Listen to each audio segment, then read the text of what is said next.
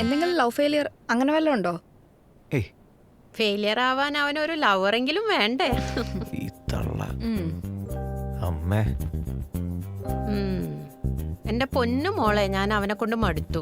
അവനെക്കാളും ഇളയ പിള്ളേരാണ് കല്യാണമൊക്കെ കഴിച്ച് 2-3 കുട്ടികളൊക്കെ ആയിട്ട് ജീവിക്കണത്. ഇവൻ ഇപ്പോഴും ഫോണിൽ തോണ്ടി തേരാപ്പാര നടപ്പ് തന്നെ. ഞാൻ എന്തായാലും അമ്മയ്ക്ക് കുറച്ച് മരുന്ന് എഴുതാം. കുറവില്ലെങ്കിൽ അമ്മ വായോ, ഞാൻ അഡ്മിറ്റ് ചെയ്യാമേ. എനിക്ക് റൗണ്ട്സിന് പോകാൻ ടൈമായി. എന്നാ അമ്മേനെ നന്നായിട്ട് നോക്കണം. നോക്കാം.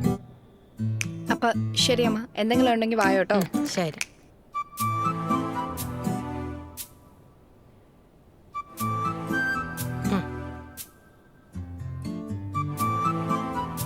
എടാ, ഓന്ത് സർവേ കല്ലിന്റെ മുകളിലിരുന്ന് എത്തി നോക്കണ പോലെ നീ നോക്കണ്ട. അവൾക്ക് വേറെ ആള് കാണും.